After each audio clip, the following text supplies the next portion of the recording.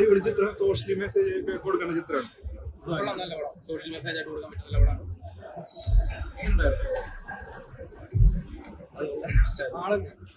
Super പടം, ഗംഭീരമായ പടമാണ്. വളരെ കുടുംബപരമായിട്ട് കാണാവുന്ന ഒരു കൊച്ചു പടമാണ്. ഒരുപാട് ബാഹുല്യമൊന്നുമില്ലാതെ വളരെ ഒതുക്കി ചെയ്തിരിക്കുന്ന ഒരു മനോഹരമായ പടമാണ്. ഒരു കുടുംബത്തിൽ നടക്കുന്ന വളരെ രസാവഹരമായി നമ്മുടെയൊക്കെ ജീവിതത്തിൽ നടക്കാവുന്നതും നാട്ടിൻപുറത്തും ഒക്കെ നടക്കാവുന്നതും നമ്മുടെ സമൂഹത്തിലെ ഉദ്യോഗസ്ഥർ ചെയ്യുന്ന ചില കാര്യങ്ങൾ നമുക്ക് കെണിയായി വരാം. അതിനകത്ത് എന്താന്ന് പറയുന്നില്ല. പല കാര്യങ്ങളും നമ്മളെന്നും സർക്കാർ സംവിധാനത്തെ ആശ്രയിക്കുന്ന ജനങ്ങളാണ്. അപ്പോൾ ഒരു സാധാരണക്കാരനാകട്ടെ ആരാകട്ടെ സർക്കാർ സംവിധാനത്തെ ആശ്രയിക്കുമ്പോൾ സംഭവിക്കുന്ന ചെറിയൊരു പിഴവ് മൂലം ഒരു കുടുംബം, ഒരു ഗൃഹനാഥനും ഒരു കുടുംബവും മൊത്തം ഒരു നാട്ടിൽ അനുഭവിക്കുന്ന ഒരു കർഷകയാണ്. കണ്ടു തന്നെ മനസ്സിലാക്കേണ്ടതാണ്. നമുക്ക് ആർക്ക് വേണമെങ്കിലും സംഭവിക്കാവുന്നത്. ഇത് ഒരു സംഭവം മാത്രമല്ല, ഈ ഒരു സംഭവത്തെ മുൻനിർത്തി പല കാര്യങ്ങളും നമ്മുടെ സമൂഹത്തിൽ നടന്നുകൊണ്ടിരിക്കുന്നതാണ്. അപ്പൊ എല്ലാവരും കാണേണ്ട ഒരു ചിത്രമാണ്. മറ്റൊന്ന്, ഇതുപോലെ ചെറിയ ചിത്രങ്ങൾ വിജയിക്കേണ്ടത് കൂടി ആവശ്യമാണ്.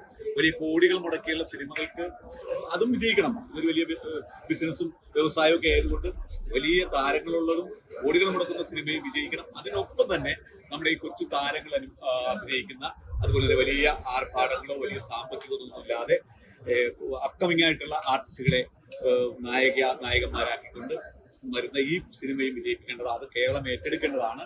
കുടുംബങ്ങളും എല്ലാവരും ഏറ്റെടുക്കേണ്ടതാണ്, കാണേണ്ടതാണ്. സംവിധാനവും അഭിനയവും അതുപോലെ സംഗീതവും ഒക്കെ തന്നെ ഒരു കൊച്ചു സിനിമയുടെ ആ ഒതുക്കത്തോടു കൂടി അവതരിപ്പിച്ചുകൊണ്ട് എല്ലാവരും കാണേണ്ട സിനിമയാണ്. നല്ല മൂവിയാണ്. ഫാമിലി പ്ലസ് ഡ്രാമയാണ്. സർക്കാരിന്റെ കുറച്ച് വീഴ്ചകളൊക്കെ പറയുന്നുണ്ട്. അത് സോഷ്യൽ മെസ്സേജ് ഉപയോഗിക്കാം. കണ്ട ലോകത്ത് ഒരു കാണാൻ മൂവിയാണ്. നല്ല അതിഗംഭീരം, നല്ല പടം, നല്ല മൂവിയാണ്. എനിക്ക് തോന്നുന്നത് വളരെ ഡിഫറെന്റ് ആയിട്ടുള്ള സബ്ജക്റ്റ്. നമ്മളൊക്കെ വളരെ സബ്ജക്റ്റുകൾ കേൾക്കാറുള്ളതാണ്. ഇതിന്റെ റൈറ്റർ ഈ സബ്ജക്റ്റ് കുറച്ച് വർഷങ്ങൾക്ക് മുമ്പ് എന്നോട് പറഞ്ഞതാണ്. ഉഗ്രൻ സബ്ജക്റ്റാണ്. വേറെ എന്താ പറയാ, നമ്മൾ ഉണ്ടാക്കി പറയുന്ന പരസ്യമല്ല, സത്യസന്ധമായിട്ടുള്ള അഭിപ്രായം, ജെനുവിനായിട്ടുള്ള നല്ലൊരു സിനിമ, നല്ല ഡയറക്ഷൻ, വളരെ വളരെ ചെറിയൊരു സിനിമ പക്ഷെ വലിയ സബ്ജക്റ്റ്. അതാണ് ഇതിന്റെ പ്രത്യേകത.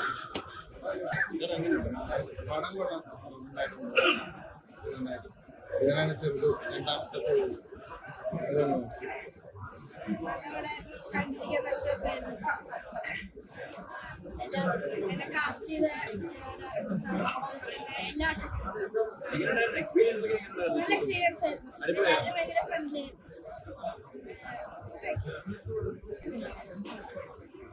സോഷ്യൽ എല്ലാവരും കണ്ടിരിക്കേണ്ട ഒരു സിനിമയായിട്ട്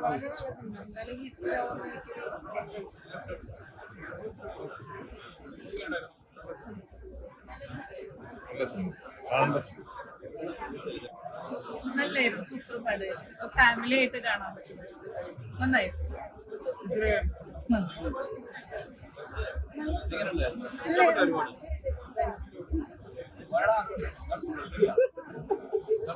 നല്ല സിനിമ എങ്ങനെയുണ്ടായിരുന്നു?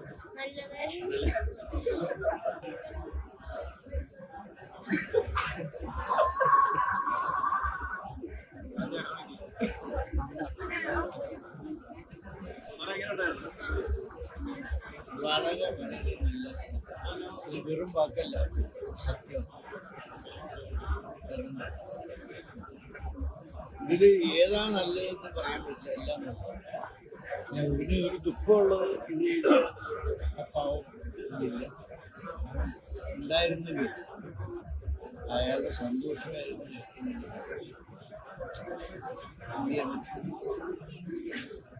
എല്ലാം കൊണ്ടും നല്ല പടം. ഈ പടം ഹിറ്റാണ്. നല്ല സിനിമ, നല്ല കോമഡി സിനിമയാണ്. നല്ല സീരിയസ് ആയിട്ടുള്ളൊരു വിഷയം സംസാരിക്കുന്ന സിനിമ. നല്ല സിനിമ അല്ല?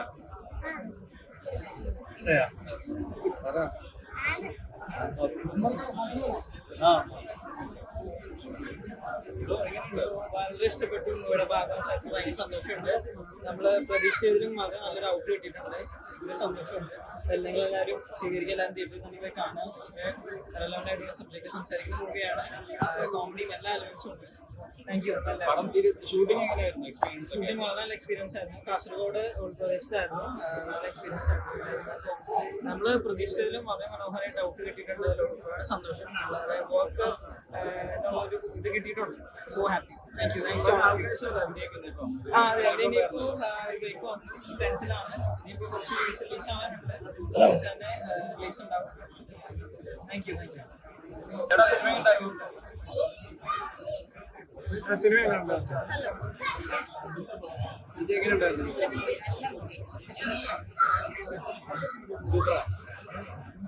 ഇതെങ്ങനെയുണ്ടായിരുന്നു? അടിപൊളി അടിപൊളി നല്ല പടം.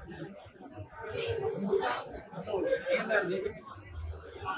എങ്ങനെയുണ്ടായിരുന്നു? നല്ല സിനിമയാണ് നല്ലതാണ്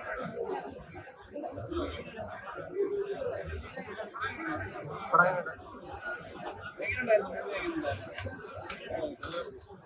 എങ്ങനെയുണ്ടായിരുന്നു? നല്ല സിനിമയാണ്, ഫാമിലി ആയിട്ട് കാണുന്ന സിനിമയാണ്.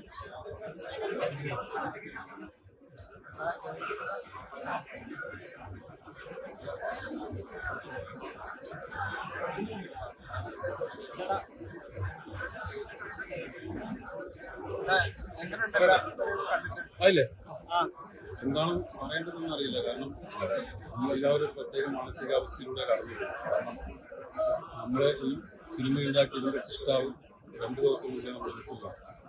പക്ഷേ നിസാമിൻ്റെ കൂടെ പടം കാണണമെന്നായിരുന്നു നമ്മളൊക്കെ ആഗ്രഹം. നിസാം നമ്മളെ വിട്ടുപോയില്ല. നിസാമിൻ്റെ ആത്മാവിന് സന്തോഷമാകുന്നുണ്ട്. കാരണം ഈ കണ്ടിറങ്ങിയ എല്ലാ മനുഷ്യന്മാരും ഈ പടം കണ്ട് കൈയടിച്ചിട്ട് ഇറങ്ങിയത്, എല്ലാവരും ചിരിച്ച് കൈയടിച്ചിട്ട് ഇറങ്ങിയത്. അപ്പോൾ നിസാം എന്താണോ ആഗ്രഹിച്ചത് ആ പടത്തിലൂടെ ഇത് കാണിച്ചു തന്നു, അല്ലെങ്കിൽ ജനങ്ങൾക്ക് ഇഷ്ടപ്പെട്ടു. ഇത് എനിക്ക് ഉറപ്പുണ്ട് ഓരോ മലയാളി ഇത് ഏറ്റെടുക്കുന്നില്ല. കാര്യം ഇവിടെ ഒന്നും പറയാൻ പറ്റുന്നില്ല, വല്ലാത്തൊരു അവസ്ഥയിലുള്ളത്. അതൊക്കെ ഇതിലൊക്കെ പറയും.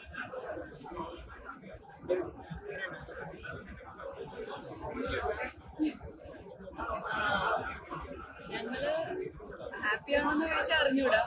നിസാമിക്ക മിനിഞ്ഞാന്ന് പെട്ടെന്ന് ഇങ്ങനെ ഒരു ഷോക്കിലാണ് ഞങ്ങൾ എല്ലാവരും സത്യം പറഞ്ഞത്.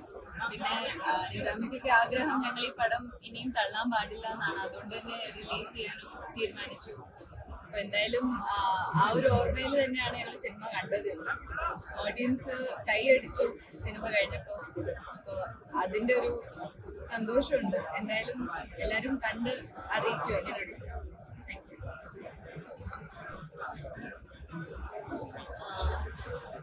സന്തോഷമായി കണ്ടപ്പോൾ സിനിമ തിയേറ്ററിൽ കണ്ടു. നിസായ്ക്ക് മിസ് ചെയ്യുന്നുണ്ട്.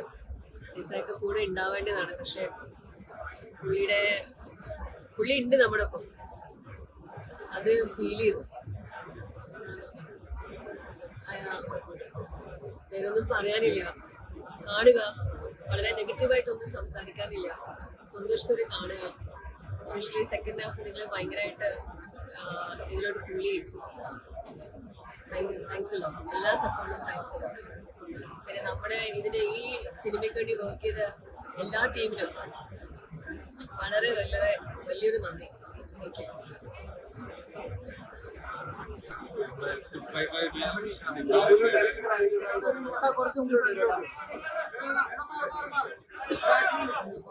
സിനിമയുടെ സ്ക്രിപ്റ്റ് റൈറ്ററായിട്ടുള്ള നിസാമിക്കയുടെ വേർപാടില് മുമ്പിലാണ് ഇന്ന് ഞങ്ങൾ നിൽക്കുന്നത്.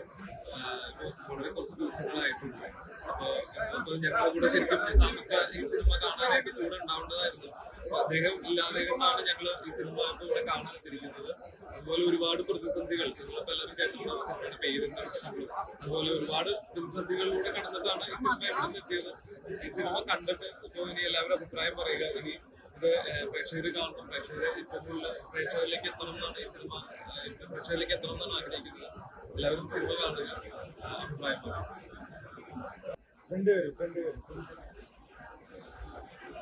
ഒരിക്കലും ഇന്ന് രഞ്ജിത്ത് നിസാംഖാന്റെ ഫോട്ടോ വെച്ച് ഇവിടെ നിൽക്കുന്നത് ഒരിക്കലും ഓർക്കും. കാരണം ശിബുവാട്ടനും നിസാമിനൊക്കെ പറഞ്ഞ പോലെ ഒരുപാട് കഥകളുമായി അറിഞ്ഞവരാണ് നിസാം. ഒരുപാട് കലഹിച്ചവരാണ്. നമ്മളെപ്പോഴും പറയും നിസാംഖ മരിച്ചപ്പോൾ നമ്മൾ അങ്ങോട്ടും ഇങ്ങോട്ടും ആശ്വസിപ്പിക്കാൻ വേണ്ടി പറയും. കാരണം നിസാംഖ കലഹിക്കാൻ ഭയങ്കര ഇഷ്ടമാണ്. നമ്മൾ എന്തെങ്കിലും പ്ലാൻ ചെയ്താൽ 3-ാമത്തെ ദിവസം നിസാംഖ പഴഞ്ഞിട്ടുണ്ട്. അപ്പോൾ നമ്മൾ പറഞ്ഞു നിസാംഖ നമ്മളൊക്കെ പഴഞ്ഞിപ്പോയതാണ്, നിസാംഖ തിരിച്ചു വരും, അല്ലെങ്കിൽ നിസാംഖ വരും, നിസാംഖ വരും. കാരണം എൻ്റെ ജീവിതത്തിൽ മറ്റാരാൾക്കാണ് പ്രധാനപ്പെട്ട. കാരണം മലയാള സിനിമയിൽ ഞാൻ എത്തി കുറേ കാലം. പക്ഷേ നിസാമാണ് പറയുന്നത് നിങ്ങൾ നായകരാണ്.